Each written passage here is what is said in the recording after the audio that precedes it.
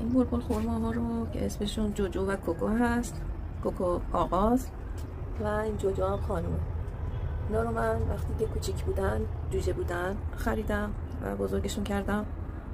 قبلا توی خونه بودن ولی خب خیلی کثیف کاری میکردن و واقعا دیگه من نمیتونستم از پس تمیزکاری خونه بر بیام و از طرفی هم نمیخواستم اینا تو قفس باشن، دلم نمیاد پرنده ها تو قفس باشن. دیگه این تراس رو توری زدم و برای اینا آماده کردم، چوبارم گذاشتم که برن بشینن روش برن لذت ببرن. ولی هنوزم خیلی دوست دارم بیان تو خونه، تا در باز میشه بیان تو خونه و من مجبورم با زور و بدبختی بیرونشون کنم.